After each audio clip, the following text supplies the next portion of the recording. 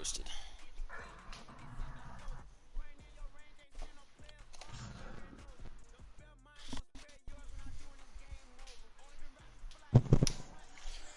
All right, here we are back for a Week 13 predictions video. I am Jason, of course, Cardinals user. We are joined today for his first prediction video by Joel. He's the 49ers. How's it going, bro? What's up, man? How are you doing? Doing good, doing good. All right, we're going to do a normal predictions video here, guys. We're going to be running through some players of the week, and then we'll take a look at the yearly awards, and then we'll go over into the predictions, and we will get it going, and then I'm going to kick this guy's ass head-to-head after that. You fucking wish, feller. If you believe that the user that you're playing is cheating or breaking rules, make sure that you are recording that or have some sort of proof. There's nothing we're going to be able to do for you if you don't have some sort of proof to back it up. All games should be streamed, or games of the week, and as well as divisional games by the road team or the home team that decide need to. But your Wi-Fi suck and you can't stream, let a commission know, and that will be okay. Other than that, everybody make sure that you're playing all your games and things like that, and you schedule ahead of time so that there's no issues. We're going to go ahead and kick this over to the players of the week. I will do the NFC side if you will do the AFC side, Joel. Yeah. For the NFC Offensive Player of the Week, it's Dalvin Cook with 21 carries, 225 yards, 4 rushing touchdowns. He also had 2 catches, 30 yards. Eli has got that running game rolling over there. He's also got Nyheim Hines, who's really good. NFC Defensive Player of the Week, regrettably, is, I forget his first name, but Reed Jr. 6 tackles, 2 picks, and a forced fumble. All of them against me. He is 5'9" and won an aggressive catch over my 6'6" X Factor tight end. So I don't know how that happened, but that's one of his picks. All right, how about the AFC side, Joel? What have you got over there? We got offensive player of the week in Lamar Jackson. 42 attempts, 29 completions, 298 passing yards, 6 passing TDs. Got sacked once, 2 carries for 12 yards. All right. And then we have for defensive player of the week was Darwin James Jr. 7 tackles, 3 interceptions, 1 forced fumble, and 1 TD. I think He that had a big game. I think that's dropped user sometimes, and of course, Derwin James is one of the best players in this game. For sure. Let's look at the yearly awards. We're going to run through these real fast. For the MVP race, no surprise here, Breece Hall leads the way, followed by Russell Wilson and Marvin Mims, rookie receiver for the Hawks. Coach of the year so far is Quickos King South of the Jags, followed by Jay Parker and Dripswin. For the awards, NFC Offensive Player of the Year, Russell Wilson, followed by Marvin Mims. Defensive Player of the Year is Craig Cheeks, followed by Chris Westry. Renaissance to his career there. Offensive Rookie of the Year, Marvin Mims, followed by Raheem Jarrett. Defensive Rookie of the Year, Craig Cheeks, followed by Jay Walton. These next ones I'm going to run through just the top player. Best QB, Russell Wilson. Best running back, Tariq Cohen. Best wide receiver, Marvin Mims. Best offensive line, Tristan Wirfs. Best defensive line, Azeez Ojulari. Best linebacker, Jay Walton. And best defensive back, Craig Cheeks. Oh, and the all-important best kicker award to Jack Fox of the Lions. How about the AFC side over there? The AFC, we got the MVP, which is looking like it's going to be Breece Hall. Yep. For offensive player of the year, defensive player of the year is Troy Ape. I don't even know how to pronounce that name. Apke. From the Apke. Fair enough. He plays for the Bills. Offensive rookie of the year is Robinson Bijan. Yeah, Bijan. Some shit like that. Bijan. First time seeing these names. Defensive rookie of the year, Ringo, Chargers. Best QB is Justin Herbert. Running back, Breece Hall. Receiver, DJ Chark. O-line, Quentin Nelson. D-line, Josh Allen. Linebacker, Eric Wilson. DB, Trevon Mullen. Kicker, Viciano from the Chargers. Nice, good stuff there. The Eric Wilson one at linebacker is very surprising me. Colts not having the best season, but Wilson enjoying a renaissance to his career apparently. Let's kick this over to the prediction side.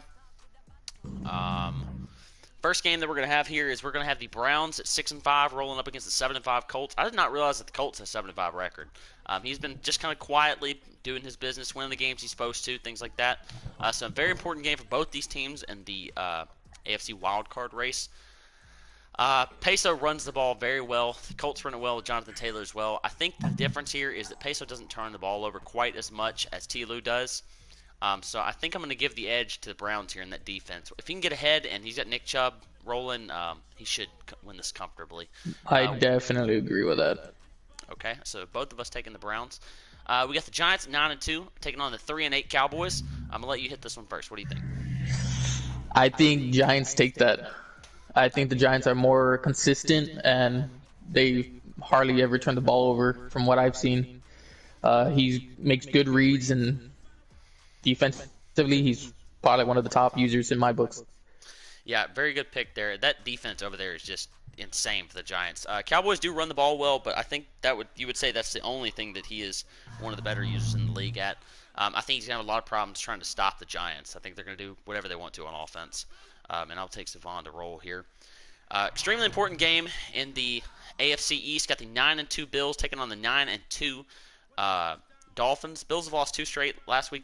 Lost a fair sim, though, so no biggie there. Dolphins have the longest win streak in the league at 8 currently. He is rolling, kicking everybody's ass, winning everything he needs to. He beat the Browns last week 44-38. Oh, it's going to be a tough game. I think Ryan's going to be a little off on his momentum. I think that Rob is a little better defensively. Oh, it's tough, man. I think I'm going to go Rob in a close one. I'm going to say Rob wins by 3 because he's going to limit his turnovers. If he can stop Buffalo on offense, he should be able to win. I got Buffalo winning. Dolphins have that streak. They're scheduled for a loss. All right. Need a loss to humble him, I guess. Got the Chiefs at 4-7 rolling up against the 4-7 Eagles. Both of them on life support if they want to make the playoffs.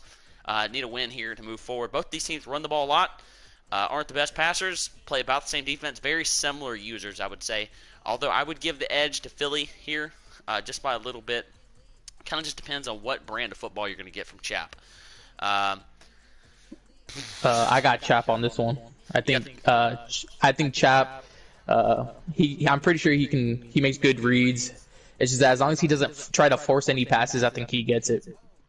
I like it. I'm actually going to take Leslie here. I think that the Eagles will prevail in a close game just because I think he's much better on the defensive side of the ball as far as talent on the roster. Next, we have the 5-6 Washington football team at the 4-7 Jets. You will go first on this one. What do you think? I have no clue, to be honest. I would probably say Washington, I think, has a better chance at winning it. Roster-wise, I think Washington has a better roster than the Jets do. I just think it's not gonna be a blowout. It's gonna be a close game, a low-scoring game, but I think Washington takes it. Yeah, I think you hit it right on the nose about low scoring. Both these teams love to run the football. Both of them play about the same type of defense, although I will say that the Jets and Jack can be a little more sneaky with his coverages and things from time to time.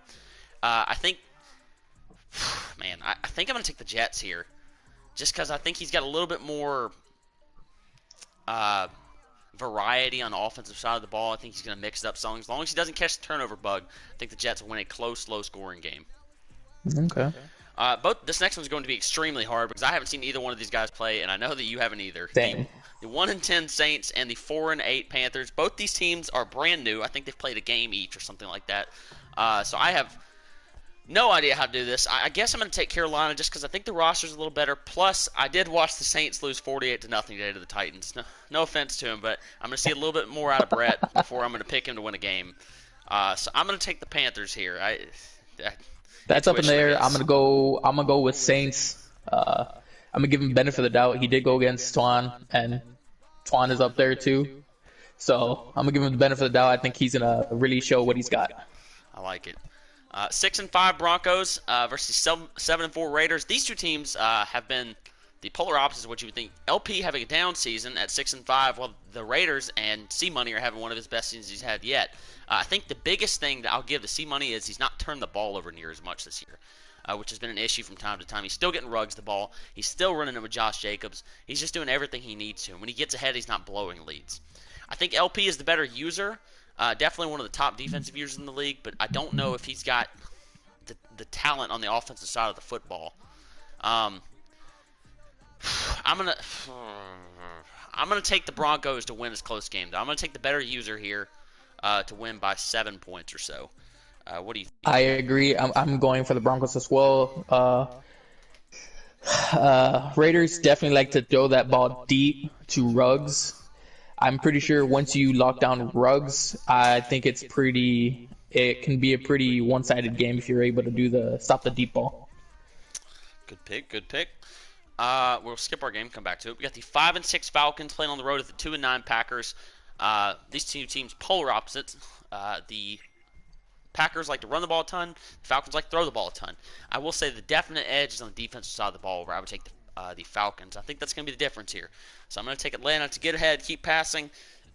He doesn't turn the ball over much, and he just came off a big win over the Vikings last week as well. So I'm going to take the Falcons to keep rolling. I agree. I'm going with the Falcons too. Every time I faced him, he's made me sweat. So I definitely have him taking it.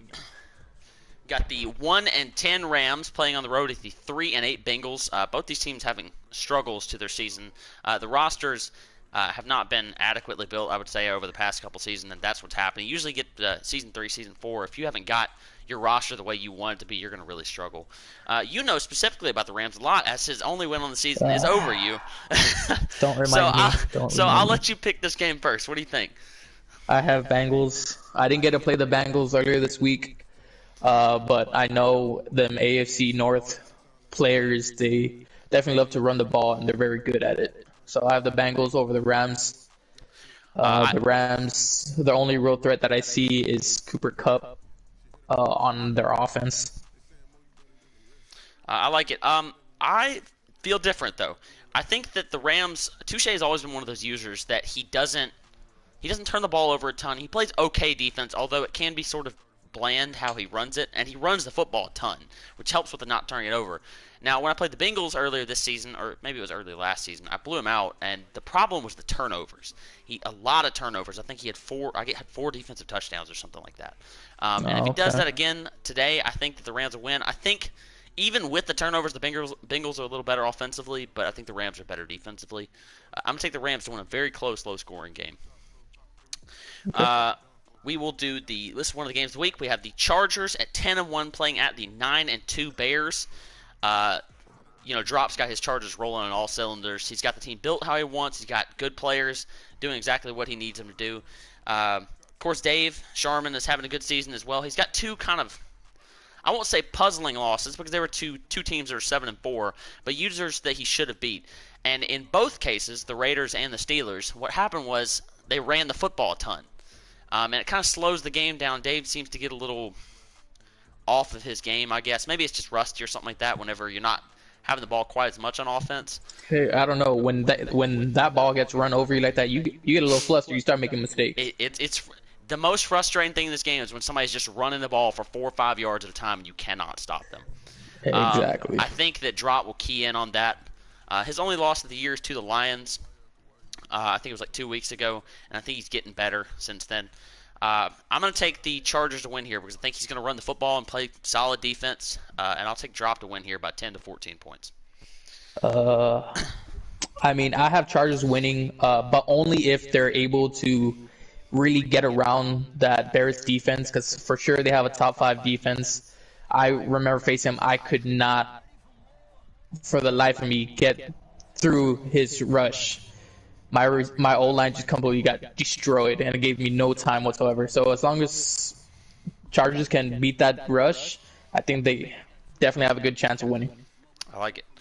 Next is the next game of the week. We have the Steelers at 7-4 playing at the 11-1 Seahawks. Of course, we know what Hutch is all about, and he's got his Hawks rolling. Russell Wilson's still doing everything he needs him to do. Guaranteed 2 losses every season. One thing I will say is, though, if he does have a weakness at all, it seems to be stopping the run. He does have Grady Jarrett up front, but not a whole lot of block shedding and good run-stopping defenders otherwise. And we, of course, know that Delvin runs the ball a ton, with Najee Harris. If he has Oh success yeah. running the ball, he'll stay in the game. And we've been talking about since Madden 20 now how good of a defensive user Delvin is. He's one of those guys that kind of puzzled you how good he is defensively compared to how mediocre he is offensively. He uses the safety, which of course takes a lot of talent in this league. I think that Hutch is just a better user with a lot better offensive game, although their defenses are similar. I will He has a expect very good defensive IQ as yes. well. I think I'll take the Hawks to win here, but don't expect some 70-point outing by the Seahawks. That is not going to happen in this game.